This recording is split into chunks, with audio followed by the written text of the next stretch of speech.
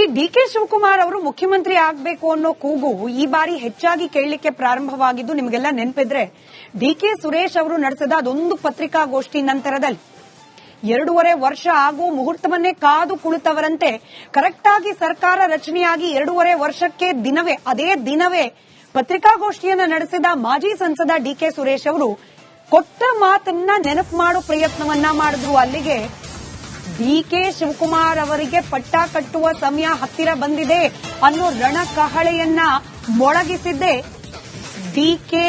ಸುರೇಶ್ ಅವರು. ಅಧಿಕಾರ ಹಂಚಿಕೆ ಸಮರಕ್ಕೆ ಸಹೋದರನೇ ಆದ್ನ ಸೂತ್ರಧಾರಿ ಡಿ.ಕೆ. ಶಿವಕುಮಾರ್ ಫುಲ್ ಸೈಲೆಂಟ್ ಆಗಿದ್ದಾರೆ ಸದ್ಯಕ್ಕೆ ಈ ಬ್ರೇಕ್ಫಾಸ್ಟ್ ಮೀಟಿಂಗ್ ನ ನಂತರದಲ್ಲಿ. ಆದ್ರೆ ಡಿ.ಕೆ. ಸುರೇಶ್ ಅವರು ವಿರಮಿಸಿದಂತೆ ಕಾಣ್ತಾ ಇಲ್ಲ. ತೆರೆಮರೆಯಲ್ಲೇ ರಣತಂತ್ರವನ್ನ ಮುಂದುವರೆಸಿದಂತೆ ಕಾಣ್ತಾ ಇದೆ. ಸಿದ್ದರಾಮಯ್ಯನವರ ರಣತಂತ್ರಕ್ಕೆ ಸಹೋದರ ಗೇಮ್ ಪ್ಲಾನ್ ಅನ್ನ ಹೇಳಿತಿರೋ ಹಾಗಿದೆ. ಡಿ.ಕೆ. ಶಿವಕುಮಾರ್ ಅವರು ಕೂಲ್ ಆಗಿದ್ರೆ ಇತ್ತ ಸಹೋದರ ಸೈಲೆಂಟ್ ಸ್ಕೆಚ್ ಅನ್ನ ಹಾಕ್ತಾ ಇರೋ ರೀತಿಯಲ್ಲಿ ಕಾಣ್ತಾ ಇದೆ. ಅಣ್ಣನನ್ನ ಸಿಎಂ ಮಾಡೋಕೆ ತಮ್ಮ ದೃಢ ಸಂಕಲ್ಪವನ್ನ ತೊಟ್ಟಿದ್ದಾರೆ. ಡಿ.ಕೆ. ಶಿವಕುಮಾರ್ ಅವರಿಗೆ ಪಟ್ಟ ಕಟ್ಟೋಕೆ ಡಿ.ಕೆ. ಸುರೇಶ್ ಶಪಥಗೈದಿದ್ದಾರೆ. ಅಧಿಕಾರ ಹಂಚಿಕೆ ಸಮರ ಸಾರಿದ್ದೇ ಇನ್ಫ್ಯಾಕ್ಟ್ ಡಿ.ಕೆ. ಸುರೇಶ್.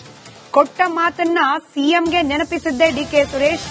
ವಾಗ್ದಾನ ಬಾಣದ ಮೂಲಕ ಡಿ.ಕೆ. ಸುರೇಶ್ ತಂತ್ರವನ್ನ ರೂಪಿಸಿದ್ದು ಅಲ್ಲದೆ ದೆಹಲಿಯಲ್ಲಿ ಕೂತು ಹೈಕಮಾಂಡ್ನ ಗಮನ ಸೆಳೆಯುವ ಪ್ರಯತ್ನವನ್ನ ಕೂಡ ಮಾಡಿದ್ರು. ಹೀಗಾಗಿ ಅನುಮಾನ ಇರೋದು ಡಿ.ಕೆ. ಶಿವಕುಮಾರ್ ಅವರ ಬಣದವರು ಅಂತ ಹೇಳ್ಕೊಂಡು ಯಾರೆಲ್ಲ ದೆಹಲಿ ಫ್ಲೈಟ್ ಹತ್ಬಿಟ್ಟು ಅಲ್ಲಿ ಹೋಗಿ ಪರೇಡ್ ನಡೆಸಿದ್ರು ಇವರ ಹಿಂದಿದ್ದು ಕೂಡ ಡಿ.ಕೆ. ಸುರೇಶ್ ಅವರೇನಾ? ಡಿ.ಕೆ. ಸುರೇಶ್ ಅವರ ರಣತಂತ್ರದ ಭಾಗವೇನಾ ಈ ದೆಹಲಿ ದಂಡಯಾತ್ರೆ ಅನ್ನೋ ಕುತೂಹಲ ಜೊತೆಗೆ ಅನುಮಾನ. ಡಿ.ಕೆ. ಶಿವಕುಮಾರ್ ಅವರ ರಾಜಕೀಯ ಹೆಜ್ಜೆಗಳು ಅದರ ಮಾರ್ಗದರ್ಶನವೇ ಡಿ.ಕೆ. ಸುರೇಶ್ ಅವರ ಕಡೆಯಿಂದ ಆಗತ್ತಾ? ದೆಹಲಿ ದಂಡಯಾತ್ರೆ ಹಿಂದೆ ಕೂಡ ಡಿ.ಕೆ. ಸುರೇಶ್ ಅವರದ್ದೇ ತಂತ್ರಗಾರಿಕೆನ? ಬ್ರೇಕ್ಫಾಸ್ಟ್ ಮೀಟಿಂಗ್ ಬೆನ್ನಲ್ಲೇ ವಾಗ್ದಾನದ ಮಾತುಗಳು ಮತ್ತೆ ಡಿ.ಕೆ. ಸುರೇಶ್ ಅವರ ಬಾಯಿಂದಲೇ ಕೇಳೋಕ್ ಸಿಗ್ತಾ ಇದೆ. ಸಿದ್ದರಾಮಯ್ಯನವರಿಗೆ ಮತ್ತೆ ವಾಗ್ದಾನವನ್ನ ನೆನಪಿಸಿ ಮಾತನಾಡಿದ್ದಾರೆ ಡಿ.ಕೆ. ಸುರೇಶ್.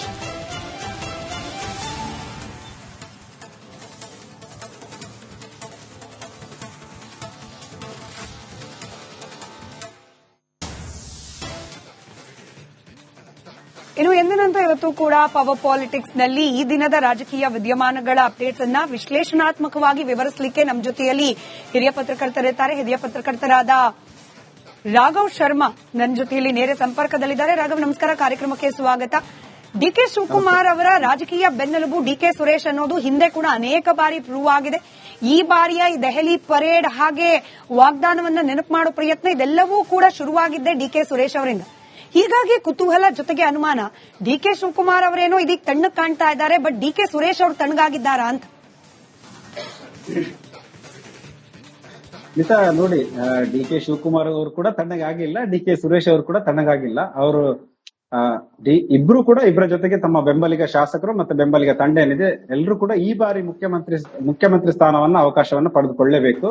2.5 ವರ್ಷಗಳ ಹಿಂದೆ ಏನು ನಮಗೆ ವಾಗ್ದಾನವನ್ನ ನೀಡಿದ್ರು ಅದನ್ನ ಹೈಕಮಾಂಡ್ ಈಡೇರಿಸಲೇಬೇಕು ಅನ್ನೋ ಒಂದು ಪ್ರೆಷರ್ ಟ್ಯಾಕ್ಟಿಕ್ಸ್ ಅನ್ನ ಕಳೆದ 1 ತಿಂಗಳಿಂದ ಮಾಡ್ತಾ ಇದ್ದಾರೆ. ಸೊ ಅದರ ಮುಂದುವರಿದ ಭಾಗವಾಗಿ ಶಾಸಕರು ದೆಹಲಿಗೆ ಹೋದದ್ದು, ಅಲ್ಲಿ ಸಾಮ್ರಾಟ್ ಹೋಟೆಲ್ ನಲ್ಲಿದ್ರು, ಹಾಗೆ ಕರ್ನಾಟಕ ಭವನದಲ್ಲಿದ್ರು, ಒಂದು ಮೆಸೇಜ್ ಕೊಡುವಂತ ಪ್ರಯತ್ನವನ್ನ ಮಾಡಿದ್ರು.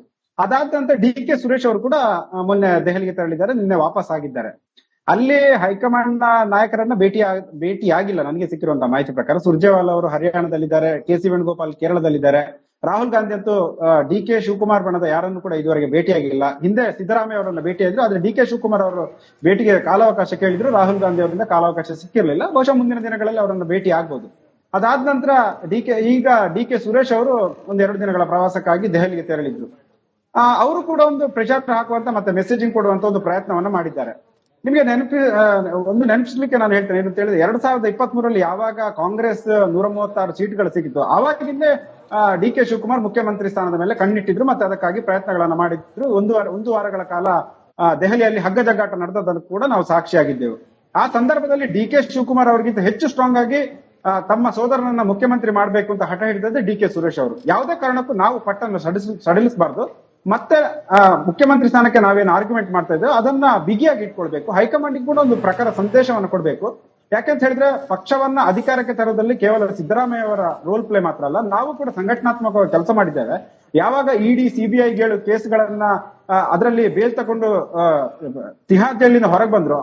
ಅದಾದ ನಂತರದಿಂದ ಕೂಡ ಡಿ ಕೆ ಶಿವಕುಮಾರ್ ಯಾವುದೇ ರೀತಿಯಾದಂತ ಆಮಿಷಕ್ಕೆ ಅಥವಾ ಪ್ರತಿಪಕ್ಷಗಳಂತ ಬಿಜೆಪಿಯಿಂದ ಬಂದಂತಹ ಯಾವುದೇ ಒತ್ತಡಗಳಿಗೆ ಅವರು ಮಣಿದಿರ್ಲಿಲ್ಲ. ಪಕ್ಷ ನಿಷ್ಠೆಯನ್ನ ಪ್ರದರ್ಶಿಸಿದ್ರು.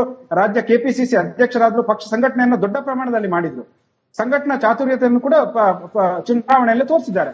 ಮತ್ತೆ ಅವರು ಸಂಘಟನೆಯನ್ನು ಹೇಗೆ ವಿಸ್ತಾರವಾಗಿ ರಾಜ್ಯಾದ್ಯಂತ ಬೆಳೆಸಿದ್ದಾರೆ ಅನ್ನೋದನ್ನು ಕೂಡ ನಾವು ನೋಡಿದ್ದೇವೆ. ಹೀಗಿರ್ಬೇಕಾದ್ರೆ ಮುಖ್ಯಮಂತ್ರಿ ಸ್ಥಾನಕ್ಕಾಗಿ ಯಾಕೆ ನಾವು ಪ್ರಯತ್ನ ಮಾಡಬಾರದು ಅನ್ನೋ ಒಂದು ಉದ್ದೇಶದಿಂದ 2023 ಸಾಕಷ್ಟು ಪ್ರಯತ್ನವನ್ನ ಮಾಡಿದ್ರು. ಅದು ಅಲ್ಟಿಮೇಟ್ ಆಗಿ ಸೋನಿಯಾ ಗಾಂಧಿ ಅವರ ಇಂಟರ್ವ್ಯೂನ್ ಆದ್ರಿಂದ ಮತ್ತೆ ಅವರನ್ನ ಡಿ ಕೆ ಶಿವಕುಮಾರ್ ಅವರನ್ನ ಕನ್ವಿನ್ಸ್ ಮಾಡಿದ ಕಾರಣಕ್ಕಾಗಿ ಅವರು ಸಿದ್ದರಾಮಯ್ಯ ಅವರು ಮುಖ್ಯಮಂತ್ರಿ ಆಗೋದಕ್ಕೆ ಒಪ್ಪಿಕೊಂಡಿದ್ರು. ಆದ್ರೆ 2.5 ವರ್ಷಗಳ ನಂತರ ಸೂಕ್ತ ಸ್ಥಾನಮಾನದ ಭರವಸೆನ ನೀವು ನೀಡಿದ್ರಿ, ಅದನ್ನ ಈಡೇರಿಸಬೇಕು ಅಂತ ಹೇಳಿ ಈಗ 2.5 ವರ್ಷಗಳ ನಂತರ ದೆಹಲಿ ಯಾತ್ರೆಯನ್ನ ವಿವಿಧ ನಾಯಕರು ಕೈಗೊಳ್ತಾ ಇದ್ದಾರೆ. ಡಿ ಕೆ ಸುರೇಶ್ ಅವ್ರಿಗೆ ಕೂಡ ಸಾಕಷ್ಟು ಕನೆಕ್ಷನ್ ದೆಹಲಿಯಲ್ಲಿದೆ. ಸೊ ಹಾಗಾಗಿ ಅವರನ್ನ ಮುಖತಃ ಭೇಟಿ ಮಾಡದಿದ್ರು ಕೂಡ ದೂರವಾಣಿ ಮೂಲಕ ಮಾತನಾಡಿರ್ತಾರೆ ಅಥವಾ ಗುಪ್ತವಾಗಿ ಭೇಟಿ ಮಾಡಿರ್ಲೂಬಹುದು. ಕೆಲವೊಂದಿಷ್ಟು ನಾಯಕರನ್ನ ಹೈಕಮಾಂಡ್ ಮೇಲೆ ಇನ್ಫ್ಲುಯೆನ್ಸ್ ಮಾಡುವಂತ ಕೆಲವು ನಾಯಕರನ್ನ ಭೇಟಿ ಮಾಡಿರ್ಬೋದು. ಹೀಗಾಗಿ ತಮ್ಮ ಪಾಯಿಂಟ್ ಆಫ್ ಆರ್ಗ್ಯುಮೆಂಟ್ ಏನಿದೆ ಅದನ್ನ ಮಾಡಿದ್ದಾರೆ. ಯಾವುದೇ ಕಾರಣಕ್ಕೂ ಕರ್ನಾಟಕ, ಪಂಜಾಬ್, ಛತ್ತೀಸ್ಗಢ ಅಥವಾ ರಾಜಸ್ಥಾನ ಆಗೋ ತರ ನೀವು ಮಾಡಬೇಡಿ. ಒಂದು ವೇಳೆ ನೀವು ನಮಗೆ ಸ್ಥಾನಮಾನಗಳನ್ನ ಕೊಡದೇ ಇದ್ರೆ ಅದು ಬೇರೆ ರೀತಿಯಾದಂತಹ ದುಷ್ಪರಿಣಾಮಗಳಿಗೆ ಕಾರಣ ಆಗ್ಬೋದು. 2028 ಅಧಿಕಾರಕ್ಕೆ ಬರಲೇಬೇಕು ಅಂತಾದ್ರೆ ಫ್ಯೂಚರಿಸ್ಟಿಕ್ ದೃಷ್ಟಿಕೋನದಿಂದ ಡಿ ಕೆ ಶಿವಕುಮಾರ್ ಅನ್ನ ನೀವು ಮುಖ್ಯಮಂತ್ರಿ ಮಾಡಬೇಕು. ಮತ್ತೆ ಸಂಘಟನೆಯನ್ನು, ಪಕ್ಷವನ್ನ ಹೇಗೆ ಬಲಗೊಳಿಸ್ತಾ ಇದ್ದಾರೆ ಅನ್ನೋದನ್ನ ನೀವು ನೋಡ್ತಾ ಇರ್ಬೋದು. ಸೊ ಆ ಎಲ್ಲ ಕಾರಣದಿಂದಾಗಿ ಮತ್ತೆ ಬೇರೆ ರಾಜ್ಯಗಳಲ್ಲಿ ಪಕ್ಷವನ್ನ ಉಳಿಸ್ಲಿಕ್ಕೋಸ್ಕರ ಡಿ ಕೆ ಶಿವಕುಮಾರ್ ಹೇಗೆ ಕೆಲಸ ಮಾಡಿದ್ದಾರೆ ಅನ್ನೋದನ್ನೆಲ್ಲ ನೀವು ನೋಡ್ಬೇಕಾಗತ್ತೆ. ಸೊ ಈ ಕಾರಣದಿಂದ 2023 ನೀವೇನು ವಾಗ್ದಾನವನ್ನ ನೀಡಿದ್ರಿ ಅದನ್ನ ಈಡೇರಿಸಿ ಯಾವುದೇ ಕಾರಣಕ್ಕೂ ನಮ್ಮ ಕಮ್ಯುನಿಟಿ ಮತ್ತೆ ನಮ್ಮನ್ನ ಯಾರು ಬೆಂಬಲಿಸಿದ್ರೆ ಅವರಿಗೆ ಡಿಸಪಾಯಿಂಟ್ ಆಗುವಂತ ನಿರ್ಧಾರವನ್ನ ಕೈಗೊಳ್ಳಬೇಡಿ ಅನ್ನೋ ಒಂದು ಸಂದೇಶವನ್ನಂತೂ ಡಿ ಕೆ ಶಿವಕುಮಾರ್ ಮತ್ತೆ ಡಿ ಕೆ ಸುರೇಶ್ ಕೊಡ್ತಾ ಇದ್ದಾರೆ. ಡಿ ಕೆ ಸುರೇಶ್ ಅವರು ವಾಪಸ್ ಆಗಿದ್ದಾರೆ. ಆದ್ರೆ ಮುಂದಿನ ದಿನಗಳಲ್ಲಿ ಮತ್ತೆ ಈ ಸಂಸದರ ಈಗ ದೆಹಲಿಯಲ್ಲಿ ಸಂಸತ್ ಅಧಿವೇಶನ ಏನು ಪ್ರಾರಂಭ ಆಗಿದೆ. ಸಾಮಾನ್ಯವಾಗಿ ಪ್ರತಿ ಸಂಸತ್ ಅಧಿವೇಶನ ಸಂದರ್ಭದಲ್ಲಿ ಮುಖ್ಯಮಂತ್ರಿಗಳು ಮತ್ತೆ ಉಪಮುಖ್ಯಮಂತ್ರಿಗಳು ಪ್ರತಿ ಬಿಜೆಪಿ ಮತ್ತೆ ಕಾಂಗ್ರೆಸ್ ಮತ್ತೆ ಜೆಡಿಎಸ್ ಸಂಸದರ ಜೊತೆ ಒಂದು ಸಭೆಯನ್ನು ಇಟ್ಕೊಳ್ತಾರೆ. ಒಂದು ಅಶೋಕ ಹೋಟೆಲ್ ನಡೆಯುತ್ತೆ, ಇಲ್ಲ ಕರ್ನಾಟಕ ಭವನದಲ್ಲಿ ಮೀಟಿಂಗ್ ನಡೆಯುತ್ತೆ. ಈಗ ಹೊಸ ಕರ್ನಾಟಕ ಭವನ ಆಗಿರೋದ್ರಿಂದ ಅಲ್ಲಿ ಬಹುಶಃ ಮೀಟಿಂಗ್ ನಡೆಯುತ್ತೆ. ಆ ಸಂದರ್ಭದಲ್ಲಿ ದೆಹಲಿಗೆ ಏನ್ ಬಂದಿರ್ತಾರೆ, ಆವಾಗ ಹೈಕಮಾಂಡ್ ನಾಯಕರು ಏನಾದ್ರು ಭೇಟಿ ಆಗ್ತಾರೆ ನಾವು ಕಾದ್ ನೋಡ್ಬೇಕು. ಅದು ಕೂಡ ಕ್ಲಾರಿಟಿ ಇಲ್ಲ. ಯಾಕೆ ಹೇಳಿದ್ರೆ ಈಗ ಸೆಷನ್ ನಡೀತಾ ಇದೆ. ಸೆಷನ್ ಅಲ್ಲಿ NDA ಗವರ್ಮೆಂಟ್ ಅನ್ನ ಅಟ್ಯಾಕ್ ಮಾಡ್ಲಿಕ್ಕೆ, ಅವರನ್ನ ಟಾರ್ಗೆಟ್ ಮಾಡ್ಲಿಕ್ಕೆ ಒಂದಿಷ್ಟು ಸ್ಟ್ರಾಟಜಿಯನ್ನ ರೂಪಿಸುವಂತ ಕೆಲಸದಲ್ಲಿ ಕಾಂಗ್ರೆಸ್ ನಾಯಕರು ನಿರತರಾಗಿರೋದ್ರಿಂದ ಆ ವೇಳೆ ಅವರು ಕರ್ನಾಟಕದ ಪಾಲಿಟಿಕ್ಸ್ ಬಗ್ಗೆ ಅಥವಾ ಸಂಘರ್ಷದ ಬಗ್ಗೆ ಚರ್ಚೆ ಮಾಡ್ತಾರೆ ಅನ್ನೋ ಬಗ್ಗೆ ಕ್ಲಾರಿಟಿ ಇಲ್ಲ. ಅದಾದ ನಂತರ ಡಿಸೆಂಬರ್ 14-15 ವೇಳೆಗೆ ದೆಹಲಿಯ ರಾಮ್ಲೀಲಾ ಮೈದಾನದಲ್ಲಿ ಓಟ್ ಚೋರಿ ವಿರುದ್ಧದ ಒಂದು ಅಭಿಯಾನ ನಡೀತಾ ಇದೆ. ಸೊ ಅದರಲ್ಲಿ ಕೂಡ DCM ಮತ್ತೆ CM ಪಾರ್ಟಿಸಿಪೇಟ್ ಮಾಡ್ತಾ ಇದ್ದಾರೆ. ಆವಾಗ ಏನಾದ್ರು ಸೋನಿಯಾ ಗಾಂಧಿ ಅಥವಾ ರಾಹುಲ್ ಗಾಂಧಿ ಅವರು ಮಾತಾಡ್ತಾರ ಕಾದ್ ನೋಡ್ಬೇಕು. ಒಟ್ಟಿನಲ್ಲಿ ಈಗ ಬ್ರೇಕ್ಫಾಸ್ಟ್ ಮೀಟಿಂಗು, ಲಂಚ್ ಮೀಟಿಂಗು ಅಥವಾ ಇನ್ನೊಂದು ತಿಂಡಿ ತಿನ್ನೋದು, ಕಾಫಿ ಕುಡಿಯೋದು ಮಾಡಿದ್ರು ಕೂಡ ಅದು ಒಂದು ಪೊಲಿಟಿಕಲ್ ಪೋಸ್ಟರಿಂಗ್ ಮಾತ್ರ. ಈಗ ಯಾಕೆ ಇದನ್ನ ಮಾಡಿದ್ರು ಅಂತ ಕೂಡ ನಾವಿಲ್ಲಿ ಅದರ ಹಿನ್ನೆಲೆಯನ್ನು ನೋಡ್ಬೇಕು. ಇವತ್ತಿಂದ ಸಂಸತ್ತಿನ ಅಧಿವೇಶನ ಪ್ರಾರಂಭ ಆಗಿದೆ. ಮುಖ್ಯಮಂತ್ರಿಗಳು ಮತ್ತು ಉಪಮುಖ್ಯಮಂತ್ರಿಗಳು ಸೋಷಿಯಲ್ ಮೀಡಿಯಾದಲ್ಲಿ ತಮ್ಮ ಸಂಘರ್ಷವನ್ನ ತೋರಿಸ್ಕೊಂಡಿದ್ದಾರೆ. ಮಾತು ಉಳಿಸ್ಕೊಳ್ಬೇಕು ಅನ್ನೋ ಒಂದು ಮೆಸೇಜ್ ಅನ್ನ ಡಿ ಕೆ ಶಿವಕುಮಾರ್ ಕೊಟ್ರೆ, ನಾವು ಗ್ಯಾರಂಟಿ ಮತ್ತೆ ಒಳ್ಳೆ ಆಡಳಿತದ ಮಾತನ್ನು ಉಳಿಸ್ಕೊಳ್ತಾ ಇದ್ದೇವೆ ಅಂತ ಹೇಳಿ ಸಿದ್ದರಾಮಯ್ಯ ಡಿ ಕೆ ಶಿವಕುಮಾರ್ ಅವರಿಗೆ ಟಾಂಗ್ ಕೊಟ್ಟಿದ್ದಾರೆ. ಅಂದ್ರೆ ಮುಖ್ಯಮಂತ್ರಿ ಮತ್ತೆ ಉಪಮುಖ್ಯಮಂತ್ರಿಗಳು ಒಂದು ಟಾಕ್ ವಾರ್ ಅನ್ನ ಸೋಷಿಯಲ್ ಮೀಡಿಯಾದಲ್ಲಿ ಮಾಡ್ತಿರೋದು ಯಾವುದೇ ರೀತಿಯಾದಂತಹ ಒಳ್ಳೆ ಸಂದೇಶವನ್ನ ಸರ್ಕಾರವು ಕೊಡೋದಿಲ್ಲ. ಹಾಗೆ ಹೈಕಮಾಂಡ್ ಕೂಡ ಇದು ಇರುಸುಮುರುಸಿನ ಒಂದು ಸನ್ನಿವೇಶ. ಅದಲ್ಲದೆ ಪಾರ್ಲಿಮೆಂಟ್ ಸೆಷನ್ ಹತ್ತಿರದಲ್ಲಿ ಇರ್ಬೇಕಾದ್ರೆ ನೀವು ಈ ರೀತಿಯಾಗಿ ಕಿತ್ತಾಡ್ಕೊಂಡ್ರೆ ನಾವು ಬಿಜೆಪಿಯನ್ನ ಮತ್ತೆ ಉಳಿದ ಪಕ್ಷಗಳನ್ನ ಸಂಸತ್ತಲ್ಲಿ ಎದುರಿಸಲಿಕ್ಕೆ ಸಾಧ್ಯ ಇಲ್ಲ ಅನ್ನೋ ಕಾರಣದಿಂದ ಈ ಬ್ರೇಕ್ಫಾಸ್ಟ್ ಮೀಟಿಂಗ್ ಅಂತ ಅರೇಂಜ್ ಮಾಡಿದ್ರು. ಮತ್ತೆ ನಾಳೆ ಡಿ ಕೆ ಶಿವಕುಮಾರ್ ಅದರ ಮುಂದುವರಿದವಾಗಿ ಸಿದ್ದರಾಮಯ್ಯ ಅವರನ್ನು ತಮ್ಮ ನಿವಾಸಕ್ಕೆ ಕರೆಸ್ಕೊಳ್ತಾ ಇದ್ದಾರೆ.